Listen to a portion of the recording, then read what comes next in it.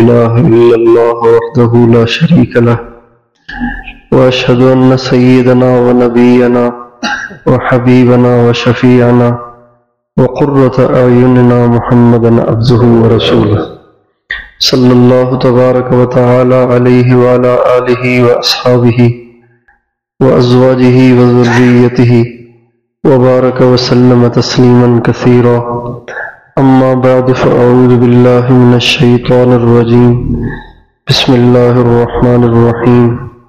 خذ العفو وأمر بالعرف وأعرض عن الجاهلين. سبحان ربك رب العزة عما يصفون وسلام على المرسلين والحمد لله رب العالمين. اللهم صل على سيدنا محمد وعلى آل سيدنا محمد وبارک وسلم. اللہ تعالیٰ نے اسلام کو اتنا حسن بخشا ہے، ہمارا دین اتنا حسین ہے، اتنا خوبصورت ہے کہ اگر کوئی اس کی حقیقت کو سمجھے تو اس کو اپنائے بغیر رہ نہیں سکتا. دنیا میں جتنی قومیں اسلام سے باہر ہیں وہ صرف اسلام کو نہ جاننے کی وجہ سے. اسلام ایک فطری مذہب ہے. اسلام وہ مذہب ہے جو فطرت کا تقاضا ہے. ہر انسان کی اس میں رعایت کی گئی ہے. چھوٹوں کی بھی رعایت کی گئی ہے، بڑوں کی بھی رعایت کی گئی ہے، غریبوں کی بھی رعایت کی گئی ہے، امیروں کی بھی رعایت کی گئی ہے، مردوں کی بھی اس میں رعایت کی گئی ہے، عورتوں کی بھی اس میں رعایت کی گئی ہے. اسلام میں کہیں بھی بے اعتدالی نہیں ہے. ایسا اعتدال ہے کہ دنیا کے کسی مذہب میں وہ اعتدال نہیں ہے، اور یہ اعتدال ہونا چاہیے اس لیے کہ یہ دین اللہ کا بھیجا ہوا ہے. اللہ جیسے بے عیب ہے ایسے ہی اس کا دین بھی بے عیب ہے. جیسے اللہ میں کوئی نقص نہیں ہے ایسے ہی اس کے دین میں بھی کوئی نقص نہیں ہے. اگر کسی کو اسلام کی کسی بات پر اشکال ہے تو یہ اس کے اپنی سمجھ کی کمی ہے، ورنہ اسلام کامل اور مکمل اور بے عیب مذہب ہے. اللہ تعالیٰ نے نبی کریم صلی اللہ علیہ وسلم پر ایک ایسی آیت اتاری جو آیت اس آیت کا جو مضمون ہے وہ مضمون اللہ تعالیٰ نے آدم علیہ السلام سے لے کر عیسیٰ علیہ السلام تک کسی نبی پر نہیں اتارا. ویسے تو سورہ فاتحہ بھی ایسی صورت ہے کہ جس جیسی صورت نہ تورات میں اتری، نہ انجیل میں، نہ زبور میں، نہ کسی اور کتاب میں. لیکن یہ جو مضمون ہے نا، مضمون ایک آیت کا مضمون ہے، یہ مضمون اللہ تعالیٰ نے کسی نبی پر نہیں اتارا. حضرت عمر رضی اللہ تعالیٰ عنہ کے پاس یہود کے ایک بڑے عالم وہب بن منبہ نہیں کعب احبار وہ حاضر ہوئے، مسلمان ہوئے تھے. حضرت عمر کے زمانے میں مسلمان ہوئے. یہ یہودیوں کے بہت بڑے عالم تھے. انہوں نے آ کے حضرت عمر سے کہا، عمر امیر المومنین، یہ جو آیت قرآن میں ہے نا، یہ آیت اگر ہمارے ہاں اترتی تو جس دن یہ آیت اترتی اس دن کو ہم عید کا دن بنا دیتے. اس آیت میں ایسا مضمون ہے جو اسلام کے کمال کو ظاہر کرتا ہے، اسلام کی کہ بے مثال ہونے کو ظاہر کرتا ہے. اور یہ آیت حجۃ الوداع میں 9 عرفہ کو عرفات کے میدان میں عصر کے بعد کے وقت میں نازل ہوئی تھی. اور وہ آیت یہ ہے، الیوم اکملت لکم دینکم واتممت علیکم نعمتی ورضیت لکم الاسلام دینا. اے میرے نبی، جو دین آج تک مکمل نہیں ہوا آج ہم نے اس کو آپ کے لیے مکمل کر دیا.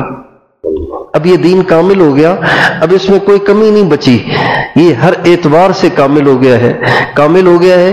اور ہم نے آپ کے لیے، آپ کی امت کے لیے اس کو پسند کیا ہے کہ اس پر آپ نے بھی چلنا ہے، آپ کی امت نے بھی چلنا ہے. اللہ تعالیٰ نے اسلام کو ایسی خوبصورتی بخشی ہے. دنیا میں کروڑوں سے بڑی تعداد ہے جو صرف اسلام کی خوبیاں دیکھ کر اسلام کی طرف مائل ہوئے اور اسلام میں داخل ہوئے. اسلام میں ایسی کشش ہے، ایسی تاثیر ہے اور اتنا حسن ہے کہ انسان اس کو اپنائے بغیر رہ نہیں سکتا۔ اسلام میں عبادات بھی ہیں اور اسلام میں معاملات بھی ہیں، اسلام میں معاشرت بھی ہے اور اسلام میں اخلاق بھی ہیں۔ یہ ساری چیزیں اسلام کا حصہ ہے۔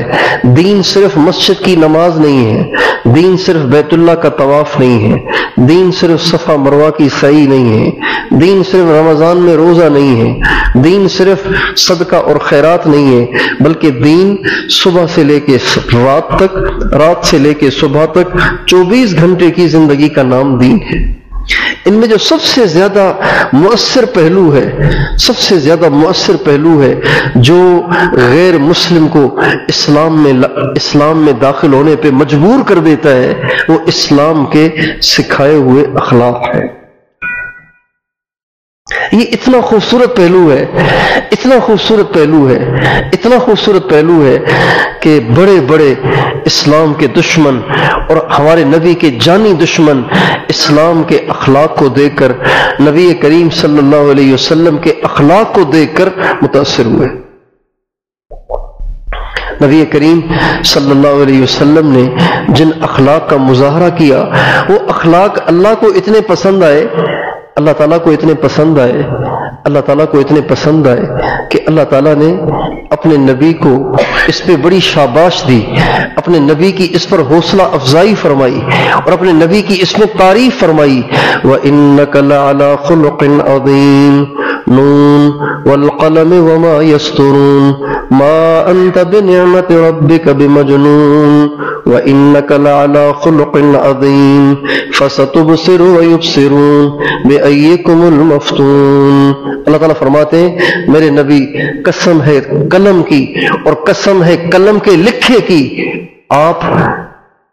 آپ ناسمجھ اور کم عقل نہیں ہیں، آپ کوئی مجنون نہیں ہیں، آپ تو اللہ کا شکر ہے آپ تو عظیم شان اخلاق پر زندگی گزار رہے ہیں۔ اللہ تعالیٰ نے ہمارے نبی کے اخلاق کی تعریف کی۔ اما عائشہ رضی اللہ عنہا سے کسی نے پوچھا کہ آپ علیہ الصلوۃ والسلام کے اخلاق کیا تھے، آپ کا رویہ کیا تھا، آپ کا انداز کیا تھا، آپ کے معاملات کیسے تھے، آپ کا رویہ کیسا تھا؟ تو اما عائشہ رضی اللہ عنہا فرماتی ہیں تم نے قرآن نہیں پڑھا تم نے؟ کان خلقہ القرآن، اللہ کے نبی کے اخلاق وہ ہیں جو قرآن میں لکھے ہوئے ہیں۔ اللہ تعالیٰ نے ہمارے نبی کو ایسے اخلاق سے مزین کیا کہ ان اخلاق نے ان لوگوں کو بھی اسلام میں داخل ہونے پہ مجبور کر دیا جنہوں نے اسلام میں نہ داخل ہونے کی قسمیں کھائی ہوئی تھی۔ قریش بڑے سخت جان قسم کے لوگ تھے، بڑے سخت دل قسم کے لوگ تھے، قسمیں کھا رکھی تھی انہوں نے کہ ہم محمد کے دین میں داخل نہیں ہوں گے، لیکن ہمارے نبی کے اخلاق نے ان کے دل فتح کر دیے، ہمارے نبی کے اخلاق نے ان کو ہمارے نبی کے سامنے جھکا دیا۔ چنانچہ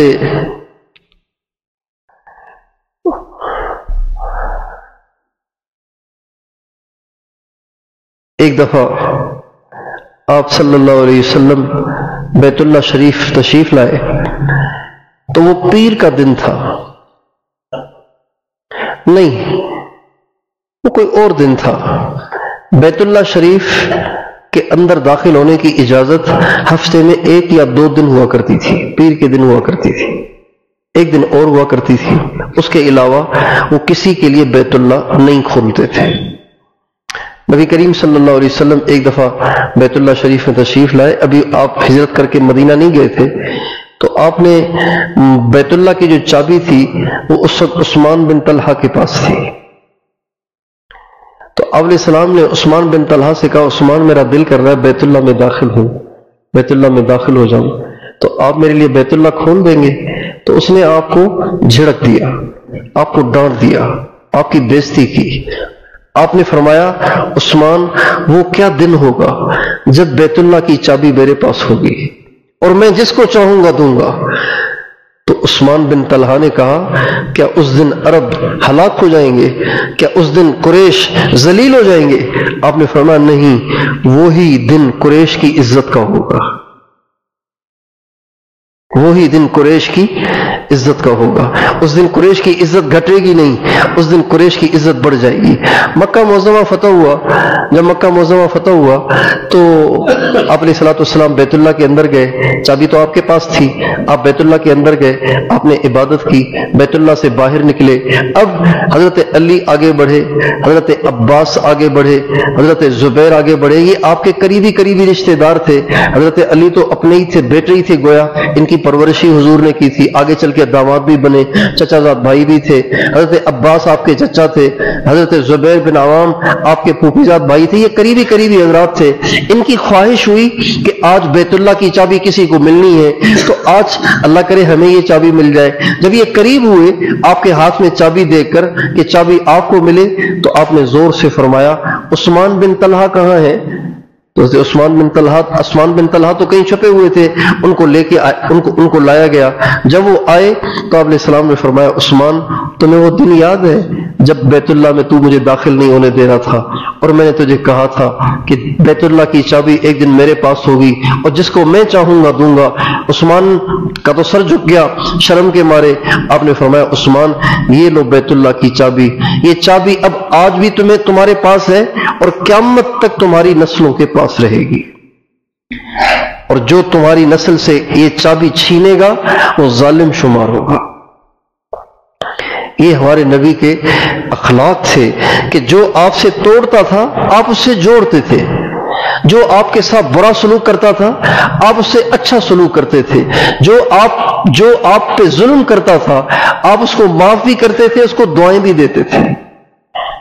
بخاری شریف میں ایک روایت ہے کہ آپ علیہ السلام نے فرمایا، آپ علیہ السلام نے کسی نبی کے بارے میں فرمایا کہ ایک نبی ہے جن کو ان کی امت نے مار مار کے لہو لہاں کر دیا ہے، اس کو خونہ خون کر دیا ہے، اور وہ اپنے ہاتھ سے اپنے چہرے سے خون پونچھ رہے ہیں، اپنے ہاتھ سے اپنے چہرے کے خون کو پونچھ رہے ہیں، اور اللہ تعالیٰ سے یہ دعا کر رہے ہیں اللہم اغفر لقومی فإنہم لا یعلمون، اے اللہ مجھے تو انہوں نے بہت مارا ہے لیکن میں انہیں معاف کرتا ہوں، تو بھی انہیں معاف فرما۔ حاشیے میں لکھا ہوا ہے کہ یہ واقعہ حضور کے ساتھ پیش آیا غزوہ احد میں، جب ہمارے نبی کو پتھر مارے گئے اور آپ لہو لہاں ہو گئے، بے ہوش ہو گئے، تو آپ نے اس وقت بھی دعائیں دیں۔ ایک تفسیر میں نے پڑھا کہ طائف میں جب نبی کریم صلی اللہ علیہ وسلم کو پتھر لگے اور پتھر مار مار کے آپ کو لہو لہاں کر دیا گیا تو آپ فرما رہے تھے اللہم اہد قومی فإنہم لا یعلمون، اے اللہ میری قوم کو ہدایت دے، یہ مجھے جانتے نہیں ہیں۔ یہ ہمارے نبی کے اخلاق تھے۔ بلکہ طائف میں جب آپ کو قرن الثعالب، قرن المنازل آپ پہنچے، قرن المنازل ایک میقات ہے، آج کل بھی وہاں سے عمرہ کرنے والے احرام باندھتے ہیں۔ جب آپ وہاں پہنچے تو آپ نے بادل دیکھا اور اس بادل میں فرشتے تھے، وہ فرشتے اترے۔ حضرت جبریل علیہ السلام نے کہا یا رسول اللہ یہ پہاڑوں کا فرشتہ ہے، آپ کے پاس حاضر ہوا ہے، اگر آپ اجازت دیں تو یہ طائف چونکہ دو پہاڑی سلسلوں کے درمیان ہے، اگر آپ اجازت دیں تو یہ دونوں پہاڑی سلسلے اٹھا کر ان کو آپس میں ملا دیا جائے تاکہ یہ آپس میں یہ طائف والے ان دونوں پہاڑوں کے بیچ میں پس جائیں، ختم ہو جائیں، ان کا نام و نشان مٹ جائے، اگر آپ اس کی اجازت دیں۔ آپ نے فرمایا نہیں، میں نہیں چاہتا کہ طائف والے تباہ ہو جائے، میں اللہ پاک سے اس بات کی امید رکھتا ہوں اگر یہ ایمان نہیں لاتے تو خدا کرے ان کی نسلوں میں سے کوئی شخص ایسا اٹھے جو اسلام لائے اور اس کے ذریعے سے اسلام کو ترقی ہو۔ چنانچہ کہتے ہیں کہ ہمارا جو یہ بر صغیر ہے وہ مسلمان ہوا محمد بن قاسم کے ذریعے سے، اور محمد بن قاسم ثقیف کے تھے، قبیلے ثقیف کے یعنی طائف کے تھے۔ تو گویا ہمارے ہاں کا جو اسلام ہے یہ نبی کریم صلی اللہ علیہ وسلم کی طائف کی قربانی کا صدقہ ہے۔ اگر اس دن اللہ کے نبی بد دعا دے دیتے تو ہم تھوڑی مسلمان ہوتے، محمد بن قاسم نہ ہوتے اور ہم مسلمان نہ ہوتے۔ اللہ تعالیٰ نے گویا ہمیں جو اسلام کی دولت عطا فرمائی، یہ نبی کریم صلی اللہ علیہ وسلم کے طائف میں پتھر کھا کر دعائیں دینے کا نتیجہ ہے۔ تو ہمارے نبی کی یہ جو صفت ہے، آپ کے جو اخلاق ہے، اللہ نے اس میں بڑی تاثیر رکھی ہے۔ یہ تاثیر غیر مسلم کو اسلام میں داخل ہونے پر مجبور کر دیتی ہے۔ ہم لوگ تبلیغ میں جاتے ہیں تو ہمارے بزرگوں نے ہمیں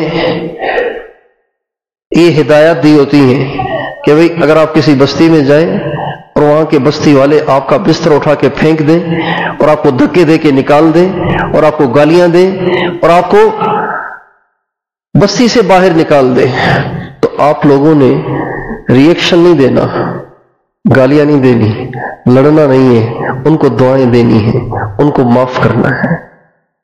چنانچہ اس نسخے کو ہم نے بہت جگہ آزمایا اور جہاں بھی آزمایا اس کو بہت مفید پایا، علاقے والوں کی ہدایت کا اس کو ذریعہ پایا۔ اللہ تعالیٰ نے اس کے ذریعے سے علاقے والوں کو ضرور ہدایت عطا فرمائی، علاقے والوں کو ضرور ہدایت عطا فرمائی۔ ایک جماعت تھی چلاس کی، چلاس والے بیچارے پشتو بھی نہیں بول سکتے، اردو بھی نہیں بول سکتے، ان کی تھی جماعت۔ وہ ایک علاقے میں گئی، وہاں پہ بستی والوں نے ان کو نکال دیا، پٹائی بھی کی، بستر بھی پھینک دیے، نکال بھی دیا۔ ابھی بیچارے بستی سے باہر آ کے ایک درخت کے نیچے بیٹھ گئے، کیا کریں، کہاں جائیں، کیا کریں، کہاں جا کے محنت کریں، کیسے گشت کریں، کیسے ملاقاتیں کریں، کیسے لوگوں کا ذہن بنائیں۔ بیچارے کھڑے ہوئے تھے تو آس پاس کے لوگوں میں سے کسی کو ترس آ گیا، وہ بھی ان کے پاس آ گیا۔ اس وقت یہ دعا کر رہے تھے، یا اللہ ہم مسجد میں رہنے کے قابل نہیں تھے، اس لیے آپ نے ہمیں مسجد سے نکال دیا۔ یا اللہ ہمارے جن گناہوں کی وجہ سے آپ نے ہم سے مسجد کا قیام چھین لیا، ہمارے اس گناہ کو معاف کر دے، ہمیں دوبارہ مسجد میں رہنے کی سعادت عطا فرما۔ یہ بات جو اس مقامی نے سنی تو اللہ تعالیٰ نے اس مقامی کے دل میں ڈال دی، اسی کو اللہ نے ذریعہ بنا دیا وہاں کام کے شروع ہو جانے کا۔ تو تبلیغ جو دنیا میں پھیل گئی ہے، تبلیغ جو ساری دنیا میں چل گئی ہے، اس میں مین کردار ہے تبلیغ والوں کے اخلاق کا اور ری ایکشن نہ دکھانے کا۔ یہ اسلام کی خوبصورتی ہے، یہ اسلام کا حسن ہے، یہ اسلام کی تاثیر ہے کہ اسلام اس بات کا درس دیتا ہے۔ ہمارے نبی سے اللہ تعالیٰ فرما رہے ہیں ایک آیت میں کہ اے نبی آپ دعوت تو دیں لیکن اس دعوت کے ساتھ دعوت سے دگنے اخلاق بھی اختیار کریں۔ دعوت سے دگنے یعنی اگر ایک سیر آپ نے دعوت دینی ہے تو 2 سیر اخلاق ہونے چاہیے۔ دعوت دینی ہے ایک سیر تو اخلاق کتنے ہونے چاہیے؟ اللہ تعالیٰ فرماتے ہیں قرآن پاک کی آیت میں خذ العفو، یہ اخلاق، وَأْمُرْ بِالْعُرْفِ بیچ میں دعوت، وَأَعْرِضْ عَنِ الْجَاهِلِينَ آخر میں بھی اخلاق، شروع میں بھی اخلاق، آخر میں بھی اخلاق، درمیان میں دعوت ہے۔ جب اس طرح دعوت چلتی ہے تو اللہ تعالیٰ اس دعوت کو بے اثر نہیں چھوڑتے۔ مولانا الیاس صاحب رحمۃ اللہ علیہ، اللہ تعالیٰ نے ان سے بہت کام لیا، لیکن ابتدائی زمانے میں لوگ ان کی سنتے نہیں تھے۔ میواتی میں محنت کی انہوں نے، چونکہ سب سے زیادہ ہندوستان میں جو جاہل قوم تھی نا وہ میواتی تھے۔ اتنے جاہل تھے کہ انہوں نے نام بھی اپنے ہندوؤں والے رکھ لیے تھے، نام بھی ہندوؤں والے، رسمیں بھی ہندوؤں والی، اور سروں پہ چوٹیاں بھی ہندوؤں والی۔ ایسے وہ دین سے جاہل اور دین سے دور تھے۔ مولانا الیاس صاحب رحمۃ اللہ علیہ نے ان پہ محنت کی لیکن نری محنت نہیں بلکہ اس محنت کے ساتھ نبوی اخلاق بھی تھے، جس کی وجہ سے اللہ تعالیٰ نے ان کی محنت کو قبولیت بخشی۔ چنانچہ ان کی سوانح عمری میں لکھا ہوا ہے کہ وہ ایک شخص کو دعوت دینے گئے جو اپنے علاقے کا نمبردار تھا، اور ان کے ہاں زمینداری کا کام خود کرنا کوئی عیب نہیں تھا۔ ہمارے ہاں سندھ میں اگر کوئی زمیندار ہے تو وہ کبھی بھی زمین کا کام خود نہیں کرے گا، وہ کسانوں سے کراتے ہیں، مزدوروں سے کراتے ہیں، ہندوؤں سے کراتے ہیں، کمی لوگوں سے کراتے ہیں، لیکن ان کے ہاں زمیندار خود اپنی زمین کا کام کیا کرتے تھے۔ اس کا نام تھا میاں جی موسیٰ، اس کا نام تھا موسیٰ، مولانا الیاس صاحب رحمۃ اللہ علیہ، اور وہ ماشاءاللہ بڑا طاقتور آدمی تھا۔ مولانا الیاس صاحب اتنے دبلے تھے، ہمارے حضرت حاجی صاحب فرماتے تھے صرف ہڈی اور کھال تھی، گوشت بیچ میں نہیں تھا، اتنے کمزور تھے۔ قد بھی ان کا زیادہ بڑا نہیں تھا، قد بھی ان کا نیچا تھا۔ تو وہ دعوت دینے گئے میاں جی موسیٰ کو۔ اب میاں جی موسیٰ ہل چلا رہے ہیں، میاں جی موسیٰ ہل چلا رہے ہیں، مولانا الیاس صاحب ان سے بات کر رہے ہیں، آپ میری بات سن لیں، آپ میری بات سن لیں، آپ میری بات سن لیں۔ اس کو جو غصہ آیا تو اس نے زور سے ایک گھونسا مولانا الیاس صاحب کو مارا، اتنا زور کا گھونسا مارا کہ ان کو چکر آ گیا اور وہ زمین پہ بیٹھ گئے، سر پکڑ کے بیٹھ گئے۔ جب ہوش آیا، افاقہ ہوا، ہوش آیا، افاقہ ہوا، تو اس کو فرمایا اب تو آپ کا دل ٹھنڈا ہو گیا ہوگا، اب تو میری سن لے آپ، اب تو آپ کا دل ٹھنڈا ہو گیا ہوگا، اب تو آپ میری بات سن لیں۔ تو میاں جی موسیٰ نے کہا مولوی تم نے مار دیا مجھے، مولوی تم نے مار دیا مجھے۔ اللہ تعالیٰ نے اس میاں جی موسیٰ کو مولانا الیاس صاحب کی اس نبوی ادا سے اتنا متاثر کیا، میاں جی موسیٰ کو اس نبوی سنت سے میاں جی موسیٰ کو اللہ نے اتنا متاثر کیا کہ مولانا الیاس صاحب رحمۃ اللہ علیہ بعد میں فرمایا کرتے تھے اگر اللہ نے مجھ سے قیامت کے دن پوچھا کہ کیا لائے ہو تو میں میاں جی موسیٰ کو پیش کر دوں گا۔ 500 ہندوؤں کے خاندان میاں جی موسیٰ کے ذریعے سے اسلام میں داخل ہوئے، 500 خاندان۔ اسلام کی خوبصورتی اخلاق ہے، اسلام کی خوبصورتی اخلاق ہے۔ لیکن میرے دوستو آج امت مسلمہ کی آپس کی نفرتوں نے، آپس کی لڑائیوں نے، آپس کے توڑ نے، آپس کی نفرتوں نے آج اسلام کا غلط نقشہ اوروں کے سامنے پیش کیا ہوا ہے، جس کی وجہ سے ہم اوروں کے اسلام میں داخل ہونے کے لیے رکاوٹ بنے ہوئے ہیں۔ آج ہمارے اخلاق بھی وہی ہیں جو دنیا داروں کے ہیں، جو اینٹ مارے اس کو پتھر مارو، جو ایک گالی دے اس کو 2 گالیاں دو، جو آنکھ دکھائے اس کو 2 آنکھیں دکھاؤ، جو تعلق توڑے اسے تعلق توڑ دو، جو جوڑے اس سے جوڑو۔ ہمارے نبی کا ارشاد ہے، ہمارے نبی کا ارشاد ہے، ہمارے نبی کا ارشاد ہے اخلاق یہ نہیں ہے کہ آپ اس کے ساتھ اچھا سلوک کریں، جو آپ کے ساتھ اچھا سلوک کرے، یہ تو برابری ہے، یہ تو مکافات ہے، برابری ہے۔ اخلاق یہ ہے جو آپ سے توڑے آپ اس کے ساتھ جوڑیں، جو آپ کو نہ دے آپ اس کو دیں۔ اس نے اپنے بیٹے کی شادی میں آپ کو نہیں بلایا، آپ اس کو بلا لیں۔ اللہ تعالیٰ نے پشتون قوم کو ہر اعتبار سے نوازا ہے، ایمان بھی ان کا مضبوط، دلیر بھی ہیں، سخی بھی ہیں، عابد اور زاہد بھی ہیں، اللہ نے عبادت کی بھی توفیق دی ہے۔ جتنے نمازی کے پی کے میں ہیں پورے پاکستان میں نہیں ہیں، جتنی داڑھیاں کے پی کے میں ہیں پورے پاکستان میں نہیں ہیں، جتنا برقع کے پی کے میں ہے پورے پاکستان میں نہیں ہے۔ لیکن نبی کریم صلی اللہ علیہ وسلم کے اخلاق میں کمی کی وجہ سے وہ اٹریکشن اور وہ تاثیر نہیں رہی جو ہونی چاہیے۔ دل ٹوٹے ہوئے ہیں، دل پھٹے ہوئے ہیں، آپس میں لڑائیاں ہیں، آپس میں نفرتیں ہیں، ایک دوسرے کی شکل دیکھنے کو گوارا نہیں کرتے، تھوڑی تھوڑی باتوں پہ ملنا بند کر دیتے، سلام کا جواب نہیں دیتے، تھوڑی تھوڑی باتوں پہ لڑتے، مسلمان سے لڑے، یہ اللہ کو سخت ناپسند ہے۔ مسلمان سے بات نہ کرے، اللہ کو سخت ناپسند ہے۔ ہمارے نبی کا ارشاد ہے کسی مسلمان کے لیے جائز نہیں ہے کہ وہ کسی مسلمان سے 3 دن تک دور رہے، 3 دن کے بعد بھی دور رہے۔ ایک دفعہ حضرت امام حسین اور حضرت محمد بن حنفیہ میں رنجش ہو گئی۔ یہ دونوں حضرت علی کے بیٹے ہیں، امام حسین تو حضرت اماں فاطمہ سے ہیں، حضرت محمد بن حنفیہ یہ حضرت علی کے بیٹے ہیں، لیکن ایک اور عورت سے ہیں۔ مورخین کہتے ہیں وہ عورت سندھ کی تھی، وہ حنفیہ، وہ سندھ کی عورت تھی، یہ ان سے تھے۔ آپس میں رنجش ہو گئی دونوں بھائیوں میں۔ ایک دن گزر گیا، دوسرا دن گزر گیا، تیسرا دن گزر گیا۔ جب 3 دن پورے ہوئے تو حضرت محمد بن حنفیہ نے حضرت امام حسین کو خط لکھا، موبائل تو تھے نہیں کہ میسج کرتے، خط لکھا جا بھی نہیں سکتے تھے چونکہ رنجش تھی.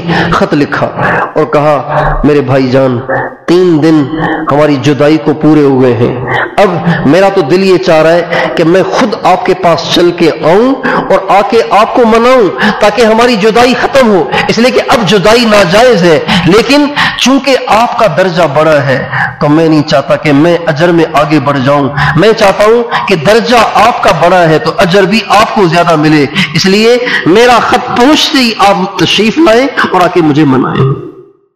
یہ خط پہنچتے ہی امام حسین نے دوڑ لگائی اور جا کے اپنے بھائی کو منا لیا. باپ بیٹے میں رنجشیں، بھائیوں میں رنجشیں، بھائی بہنوں میں رنجشیں، کزن میں رنجشیں، اولاد ماں باپ میں رنجشیں، بیوی اور خاوند میں رنجشیں. بتائیے ہم امت مسلمہ آج اپنے ان اخلاق کی ابتری کی وجہ سے، اپنے ان اخلاق کے زوال کی وجہ سے سچ پوچھیں آج ہم غیر قوموں کو منہ دکھانے کے بھی قابل نہیں. جہاں ایک مسلمان قتل ہوتا ہے، ایک مسلمان قتل ہوتا ہے 40 دن تک وہاں اللہ کی لعنت برستی ہے. کتنے دن تک؟ 40 دن تک اللہ پاک کی وہاں پہ لعنت برستی ہے. اللہ تعالیٰ کی رحمت وہاں قریب بھی نہیں آتی. اور ایک مسلمان کی عزت بیت اللہ کی عزت سے زیادہ ہے. ایک مسلمان کی عزت بیت اللہ کی عزت سے زیادہ ہے. ایک دفعہ نبی کریم صلی اللہ علیہ وسلم نے بیت اللہ شریف کو دیکھا. آپ سن رہے بیت اللہ شریف کو دیکھا اور بیت اللہ شریف کو دیکھ کے آپ نے فرمایا اے بیت اللہ تیری بڑی عزت ہے، تیری بڑی شان ہے، تیرا بڑا رتبہ ہے، لیکن ایک مسلمان کی عزت تجھ سے زیادہ ہے. اور آپ علیہ السلام کا ارشاد ہے کہ یہ جو سود ہے نا، سود پہ لوگ کاروبار کرتے ہیں اور یہ کے پی کے میں بہت عام ہو رہا ہے. کے پی کے میں سود بہت عام ہو رہا ہے. لوگ باہر سے پیسہ کما کے لے آتے ہیں، اب کاروبار تو ہوتا نہیں ہے، لہٰذا ان پیسوں کو رکھا ہوا ہے. جو غریب آتا ہے قرضہ لینے کے لیے اس کو 2 لاکھ روپے قرضہ دے دیتے ہیں اور کہتے ہیں یہ مجھے 1 سال کے بعد واپس کرنا ہے، لیکن 1 سال تک ہر مہینے مجھے 5,000 دینے ہیں. سود کھا رہے ہیں، بیٹھے بیٹھے کھا رہے ہیں. بینکوں میں جمع کرا دیتے ہیں، سیونگ اکاؤنٹ میں جمع کرا لیتے ہیں اور وہاں سے سود لے رہے ہوتے ہیں اور کھا رہے ہیں، خود بھی کھا رہے ہیں، بچوں کو بھی کھلا رہے ہیں. اس لیے کہتے ہیں پہاڑوں میں کاروبار نہیں ہے، لہذا بیٹھے بیٹھائے ہمیں نفع مل رہا ہے. اور یہ نہیں سوچتے کہ سود اللہ پاک سے جنگ ہے. سود کھانا کس سے جنگ ہے؟ اللہ سے جنگ. جو اللہ سے جنگ کرے گا اس کا کیا حشر ہوگا؟ جو اللہ سے جنگ کرے گا وہ تو تباہ ہو جائے گا، برباد ہو جائے گا، اس کی نسلیں بھی برباد ہو جائیں گی. اور ہم نے دیکھا ہے جن لوگوں نے بینک سے لون لیے اور جن لوگوں نے سود پہ قرضے لیے وہ کہیں کے نہیں رہے. ان کا دین بھی برباد ہو گیا، ان کی دنیا بھی برباد ہو گئی، ان کی جائیدادیں بک گئیں، ان کے کاروبار زیرو ہو گئے اور ان کا سب کچھ لٹ گیا، وہ سڑک پہ آ گئے. تو اللہ کا فرمان سچا ہے، اللہ کا فرمان سچا ہے. اللہ تعالیٰ فرماتے ہیں یمحق اللہ الربا ویربی الصدقات. سود کو اللہ مٹا دیتا ہے اور صدقے کو اللہ بڑھا دیتا ہے. جو اللہ کے نام پہ خرچ کرتے ہیں اللہ تعالیٰ ان کو کبھی بھی خالی ہاتھ نہیں چھوڑتے، ان کی جیبیں بھری رہتی ہیں ہر وقت. اور جو سود لیتے ہیں اللہ پاک ان کو کنگال کر دیتا ہے. تو ہمارے نبی کا ارشاد ہے اب سود کھانا اللہ سے جنگ ہے. اور سود کا جو ادنا درجہ ہے نا، سود میں بہت سے درجات ہیں، کیٹیگریاں ہیں، درجات ہیں. سود میں بہت سارے درجات ہیں. جیسے زنا کے بہت سارے درجات ہیں، زنا میں درجات ہیں، چوری کے بھی درجات ہیں، اسی طرح سود کے بھی درجات ہیں. جو سود کا سب سے چھوٹا درجہ ہے یہ اپنی ماں کے ساتھ زنا کرنے کے برابر ہے، اپنی ماں کے ساتھ زنا کرنے کے برابر ہے. اور جو سود کا سب سے بڑا درجہ ہے وہ ہے کسی مسلمان کی بے عزتی کرنا، کسی مسلمان پہ الزام لگانا، کسی مسلمان پہ جھوٹی تہمت لگانا. یہ سب سے بڑا سود ہے، سود کا سب سے بڑا درجہ ہے. بتائیے مسلمان کی کتنی عزت ہے. میرے دوستو، ہم جس نبی کے امتی ہیں اس نبی نے ساری زندگی کبھی کسی سے انتقام نہیں لیا. منتقم لنفسہ، حدیث میں آتا ہے آپ نے ساری زندگی کبھی کسی سے انتقام نہیں لیا، ہمیشہ آپ معاف کرتے رہے۔ ایک بدو غورس بن حارث، آپ ایک سفر میں تھے، ایک جگہ آپ نے پڑاؤ ڈالا، صحابہ دائیں بائیں بکھر گئے، ایک سائے دار درخت کو صحابہ نے چھوڑ دیا کہ یہاں ہمارے نبی آرام کریں گے، آپ نے اپنی تلوار کو لٹکا لیا، آپ اس کے نیچے آرام کے لیے لیٹ گئے، تھوڑی دیر میں اس غورس بن حارث بدو کا وہاں سے گزر ہوا اور اس نے دیکھا کہ یار محمد مل گیا اکیلا، ابھی تو اس کو مارنا بڑا آسان ہے۔ اس نے آپ ہی کی تلوار کو اتارا اور مارنے سے پہلے، تلوار چلانے سے پہلے اس نے ہمارے نبی کو جگایا اور کہا اے محمد من یمنعک منی، بتاؤ آج تمہیں مجھ سے کون بچائے گا؟ تم اکیلے ہو اور لیٹے ہوئے ہو اور تمہارے ہاتھ بھی خالی ہیں، میں کھڑا ہوا ہوں، میرے ہاتھ میں تلوار بھی ہے، اب بتاؤ تمہیں مجھ سے کون بچائے گا؟ آپ نے بڑے اطمینان سے فرمایا اللہ بچائے گا۔ جب آپ نے اللہ کہا تو اس پہ ایسی ہیبت طاری ہوئی، اس کے ہاتھوں پہ کپ کپی طاری ہو گئی، تلوار اس کے ہاتھوں سے نیچے گر گئی، آپ جلدی سے اٹھے اور آپ نے تلوار کو سونتا اور آپ نے فرمایا اب بتا تجھے مجھ سے کون بچائے گا؟ اس نے کہا جی آپ اچھے آدمی ہیں، مجھے چھوڑ دیں۔ آپ نے اس کو معاف کر دیا۔ فتح مکہ کے موقع پر آپ بیت اللہ کا رات کو طواف کرتے تھے، رات کو اکیلے آپ تشریف لاتے۔ جو اللہ والے ہوتے ہیں ان کو اکیلے میں عبادت کرنے کا شوق ہوتا ہے، ان کو اس بات کی کوشش ہوتی ہے، ان کو اس بات کی خواہش ہوتی ہے کہ اللہ کی عبادت ایسے کروں کہ بس میں ہوں اور اللہ ہو اور کوئی نہ ہو۔ ان کو اس کی خواہش ہوتی ہے۔ جس کو اس کی خواہش نہیں ہے یہ اس بات کی دلیل ہے کہ اس کا تار اللہ سے کٹا ہوا ہے۔ تنہائی میں عبادت کرنے کو دل کرنا یہ اس بات کی دلیل ہے کہ دل کا کنیکشن اللہ سے جڑا ہوا ہے، اور تنہائی میں عبادت کرنے کو دل نہ کرنا، عبادت سے وحشت ہونا، ذکر و تلاوت سے وحشت ہونا، دعاؤں سے عبادت سے وحشت ہونا، یہ اس بات کی دلیل ہے کہ کنیکشن کٹ گیا ہے۔ ہمارے نبی فتح مکہ کے لیے جب مدینہ منورہ تشریف لائے ہوئے تھے تو رات کو اکیلے جا کے آپ بیت اللہ کا طواف کرتے تھے، اکیلے، کوئی آپ کے ساتھ گارڈ نہیں ہوتا تھا۔ دل ڈھونڈتا ہے پھر وہی فرصت کے رات دن، بیٹھے رہیں تصور جانا کیے ہوئے۔ جب اللہ سے تعلق بنا ہوا ہوتا ہے تو انسان کا دل کرتا ہے کوئی وقت ایسا ہو جو مخلوق سے میں کٹ کر کسی وقت صرف خالق کی یاد میں بیٹھا رہوں، اسی کے ساتھ باتیں کروں، اسی سے دعائیں کروں، اسی کی عبادت کروں، اسی کا ذکر کروں، اسی کی یاد میں بیٹھا رہوں۔ چنانچہ آپ علیہ السلام اکیلے بیت اللہ کا طواف کر رہے تھے تو فضالہ بن عمیر ایک قریشی ہے، اس کی نظر پڑ گئی، وہ جو اچانک آیا بیت اللہ میں، رات کا وقت ہے، اکیلے حضور اور کوئی ہے بھی نہیں، تو اس نے تلوار لی، اس نے کہا کہ بہت اچھا موقع ہے میں کام تمام کر لوں حضور کا۔ تو وہ چپکے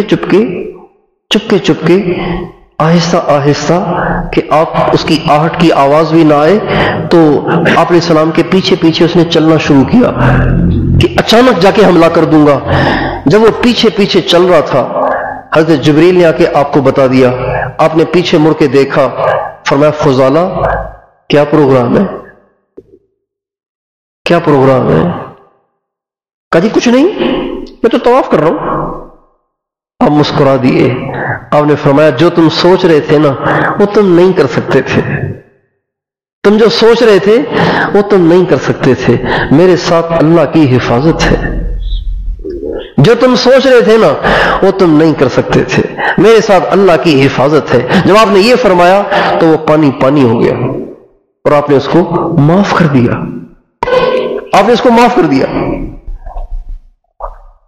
کتنے واقعات ہیں جس میں آپ نے جانی دشمنوں کو معاف کر دیا، حالانکہ ان کا تو پورا پروگرام تھا آپ کو شہید کرنے کا، لیکن آپ کو جب اس کی اطلاع ہوئی اور آپ کے سامنے جب وہ پیش کیے گئے تو آپ نے ان کو معاف کر دیا۔ یہ ہمارے نبی کے عالی شان اخلاق ہیں۔ ہمارے نبی کو پوری زندگی میں سب سے زیادہ دکھ جن شخصوں نے دیے وہ دو ہیں، سب سے زیادہ جنہوں نے دکھ دیے، ایک کا نام ابو جہل ہے ابو جہل تو اس کی کنیت ہے، اس کا نام ہے عمر بن ہشام، اور دوسرا عبداللہ ابن ابی ہے۔ ابو جہل ہے مکے کا اور عبداللہ ابن ابی ہے مدینے کا۔ یہ منافقین کا سردار ہے، اور یہ اتنا موذی قسم کا آدمی تھا، اتنا موذی قسم کا آدمی تھا کہ اللہ تعالیٰ نے قرآن پاک میں اس کو ابو جہل سے بھی نیچے جہنم میں ہونا بتایا ہے۔ ان المنافقین فی الدرک الاسفل من النار، جہنم میں جو سب سے زیادہ خطرناک حصہ ہوگا، طبقہ ہوگا، یہ عبداللہ ابن ابی وہاں ہوگا، ابو جہل بھی اس میں نہیں ہوگا۔ اتنا موذی آدمی تھا وہ، اور اس نے ہمارے نبی کے خلاف اتنی سازشیں کی کہ سب صحابہ اس کی خباثتوں کو جانتے تھے۔ جو سب سے زیادہ تکلیفیں اس نے ہمارے نبی کو دی، ان میں سے سر فہرست جو تکلیف ہے وہ اما عائشہ پر برائی کا الزام ہے، یہ اس نے لگائی تھی۔ اما عائشہ راستے میں رہ گئی تھی، صفوان کے پاس اونٹنی تھی، ان کے ذمے تھا کہ وہ لشکر کا گرا پڑا سامان پیچھے سے اٹھاتے آئیں۔ جب اما عائشہ اونٹنی پہ سوار ہیں اور آگے آگے صفوان جا رہا ہے، جو ہی مدینے میں داخل ہوئے تو عبداللہ بن ابی کی نظر پڑ گئی۔ اس نے کہا اچھا، بس یہ آ کے اس نے پھر مدینے میں بات مشہور کی، اور پورے مدینے میں اس کا ڈھنڈورا پیٹا۔ مدینے کی ہر مجلس میں یہ بات ہونے لگی کہ اما عائشہ نے یہ کیا ہے، وہ کیا ہے، یہ کیا ہے، وہ کیا۔ بعض مخلص مسلمان بھی ان کے ساتھ شریک ہو گئے۔ یہ وہ اذیت ہے جو ہمارے نبی کو عبداللہ ابن ابی نے دی، اور یہ سب سے بڑی اذیت تھی۔ اس سے پہلے بھی وہ اذیتیں دیتا رہا۔ ایک دفعہ اس نے ہمارے نبی کو گالیاں دی تو ہمارے نبی کے اس کے بیٹے نے ہمارے نبی سے کہا یا رسول اللہ آپ مجھے اجازت دیں، میں اپنے باپ کی گردن کاٹ دیتا ہوں۔ آپ نے فرمایا نہیں، وہ تیرا باپ ہے، اس کا خیال کرو، وہ تیرا باپ ہے، اس کا خیال کرو، اس کی عزت کرو۔ اور ایک دفعہ اس نے ایک الگ مسجد بنائی مسلمانوں کے خلاف سازش کے لیے، مسجد زرار، اور اس کو مضبوط کرنے کے لیے اس نے ہمارے نبی پہ اصرار کیا کہ حضور آپ یہاں تشریف لے آئیں اور آ کے دعا کریں تاکہ یہ مسجد ہم پھر اس کو آگے چلائیں۔ جب آپ علیہ السلام نے اس کے اصرار پر جانے کا ارادہ کر لیا تو اللہ پاک نے قرآن پاک کی وحی بھیج کر ہمارے نبی کو روک دیا، اے میرے نبی لا تقم فیہ ابدا، کبھی آپ ان کی مسجد میں نہ جانا، لمسجد اسس علی التقوی من اول یوم احق ان تقوم فیہ رجال یحبون ان یتطہروا واللہ یحب المطہرین۔ اے میرے نبی آپ اس میں بالکل کھڑے نہ ہونا، آپ جائیں جا کے قباء میں کھڑے ہوں، اس لیے کہ قباء وہ مسجد ہے جس کی بنیاد تقوی پہ رکھی گئی ہے، اور اس میں وہ لوگ ہیں جو پاکیزہ ہونے کی خواہش رکھتے ہیں۔ اللہ کو پاکیزہ لوگ بڑے پسند ہیں۔ یہ ساری اذیتیں اس نے دی تھی، لیکن سب سے بڑی جو اذیت اس نے دی وہ اما عائشہ پہ الزام کی۔ کسی کی بیوی پہ برائی کا الزام لگے اس کا کیا حال ہوگا، جبکہ وہ خود نبیوں کا سردار ہو، پاکوں کا پاک ہو، پاکوں سے زیادہ پاک ہو۔ یہ ہمارے نبی کو اس نے اذیت دی۔ 1 مہینے تک مدینے میں یہ چرچا ہوتا رہا، 1 مہینے تک، اور اتنی باتیں ہوئیں کہ اللہ کے نبی بھی متاثر ہوئے۔ لمبا واقعہ ہے۔ جب یہ باتیں شروع ہوئیں تو آپ علیہ السلام سے اما عائشہ رضی اللہ عنہا نے دیکھا کہ آپ علیہ السلام کا رویہ تبدیل ہے، آپ علیہ السلام کا رویہ بدلا ہوا ہے۔ تو اما عائشہ رضی اللہ عنہا کبھی کبھی اپنے ماں باپ کے گھر چلی جایا کرتی تھی، اپنے میکے چلی جاتی تھی۔ تو آپ علیہ السلام سے جب بھی اجازت مانگتی تھی تو آپ علیہ السلام فرماتے تھے عائشہ کیا کرو گی وہاں جا کے، یہیں رہو نا۔ ہمیشہ آپ یوں کہہ دیا کرتے تھے کیا کرو گی وہاں جا کے، یہیں رہو نا، ہمیں چھوڑ کے کہاں جا رہی ہو، یہیں رہو۔ لیکن جب یہ معاملہ آیا تو آپ علیہ السلام کا رویہ اما عائشہ سے بدل گیا۔ تو اما عائشہ فرماتی ہے میں نے حضور سے کہا یا رسول اللہ میں اپنے ماں باپ کے گھر جاؤں؟ آپ نے فرمایا ٹھیک چلی جاؤ۔ اما عائشہ کہتی ہے مجھے بڑا دھچکا لگا کہ حضور نے مجھے کہا ہی نہیں کہ ٹھہر جاؤ۔ اس کا مطلب ہے یہ واقعی حضور مجھ سے خفا ہے۔ اب ہیں کیوں خفا اس کا کچھ پتہ نہیں۔ اما عائشہ کہتی ہے میں آ کے اپنے گھر میں رہی اور مجھے پتہ بھی نہیں کہ کیا مسئلہ ہے، ٹھیک ہے کوئی بات ہوگی۔ اما عائشہ اپنے گھر میں تھیں کہ ایک دفعہ صبح سویرے استنجا کرنے کے لیے، قضائے حاجت کے لیے حضرت ام مستح کے ساتھ باہر نکلی جنگل کی طرف. پہلے گھروں میں نہیں ہوتے تھے باتھ روم واش روم، تو باہر نکلی استنجا کے لیے، قضائے حاجت کے لیے ام مستح کے ساتھ. تو چلتے چلتے حضرت ام مستح جو آپ کی خادمہ تھیں ان کو لگ گئی ٹھوکر. ٹھوکر جو لگی تو گرتے گرتے انہوں نے کہا تعس مستح، ہلاک ہو جائے مستح. گرتے گرتے انہوں نے اپنے بیٹے کو بد دعا دی. تو اما عائشہ نے کہا ام مستح یہ کیا کہہ رہی ہو تم؟ ٹھوکر لگی اس میں مستح کا کیا قصور؟ تم مستح کو اپنے بیٹے کو بد دعائیں دے رہی ہو جبکہ وہ بدری صحابی ہے. تو حضرت ام مستح نے کہا عائشہ آپ کو پتہ ہے آپ کے بارے میں مدینے میں کیا باتیں چل رہی ہیں؟ کہا نہیں. کہا آپ کے بارے میں تو یہ باتیں چل رہی ہیں. اما عائشہ کہتی ہیں میں نکلی تھی قضائے حاجت کے لیے، لیکن میرا قضائے حاجت کرنے کو دل نہ کیا اور میری طبیعت ہی تبدیل ہو گئی اور میں وہاں سے اپنے گھر واپس آ گئی. اور اما عائشہ نے رونا شروع کیا. اتنا روئی کہ حضرت ابوبکر صدیق جو گھر کی چھت پہ بیٹھ کے عبادت کر رہے تھے وہ جلدی سے واپس آئے اور آ کے اپنی بیوی سے پوچھا عائشہ کو کیا ہوا ہے، یہ اتنا کیوں رو رہی ہے؟ کہا اس کو پتہ چل گیا ہے کہ اس کے بارے میں کیا باتیں چل رہی ہیں. اما عائشہ فرماتی ہیں 3 دن تک نہ میں نے کچھ کھایا نہ میں نے کچھ پیا اور رو رو کے میرا رنگ بدل گیا، میں کمزور پڑ گئی. چنانچہ 3 دن کے بعد ایک دن اللہ کے نبی گھر میں تشریف لائے اور آ کے کہا، میرے پاس آ کے بیٹھ گئے اور آ کے کہا عائشہ اگر تجھ سے واقعی غلطی ہو گئی ہے تو تو اللہ سے توبہ کر. اگر واقعی تجھ سے غلطی ہو گئی ہے اللہ سے توبہ کر. اما عائشہ رضی اللہ عنہ فرماتی ہیں کہ جب آپ علیہ السلام نے یوں کہا تو میرے آنسو خشک ہو گئے، میرا رونا رک گیا اور میں نے کہا یا رسول اللہ اب میں آپ سے کیا بات کروں؟ آپ کا دل تو متاثر ہو گیا ہے، اب میں آپ سے کیا بات کروں؟ لیکن اما عائشہ کہتی ہیں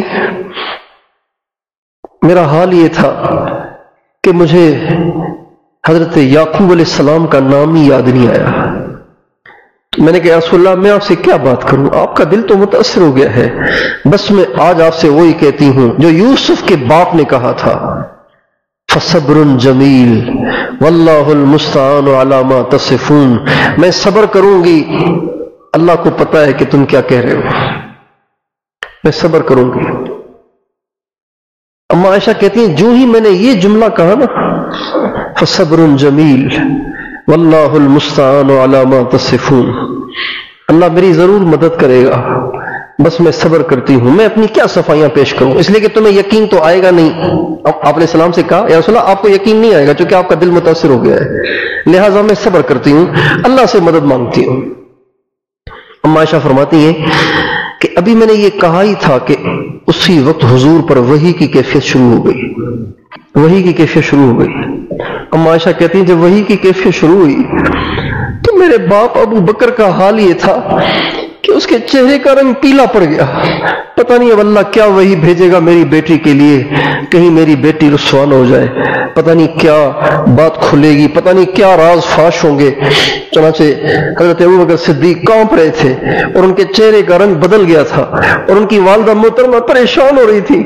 اما عائشہ فرماتی ہیں جب آپ پہ وحی ختم ہوئی تو آپ علیہ السلام کے چہرے پہ مسکراہٹ تھی اور آپ نے فرمایا عائشہ تجھے مبارک ہو، اللہ نے تجھے پاک قرار دیا ہے، اللہ نے تیری برات بیان کی ہے. جب آپ علیہ السلام نے اما عائشہ سے یہ کہا تو حضرت ابوبکر صدیق اما عائشہ سے کہنے لگے عائشہ اٹھ آگے بڑھ اور آگے بڑھ کے اللہ کے نبی کا شکریہ ادا کر. اما عائشہ فرمانے لگی میں اللہ کے نبی کا شکریہ ادا نہیں کروں گی، میں اللہ کا شکریہ ادا کروں گی جس نے میری پاکی کو نازل کیا ہے. چنانچہ اللہ تعالیٰ نے اما عائشہ کو پاک قرار دیا. یوسف علیہ السلام پہ تہمت لگی تو پاکی ایک دودھ پیتے بچے نے بیان کی. اما عائشہ پہ تہمت لگی تو خود اللہ نے پاکی بیان فرمائی.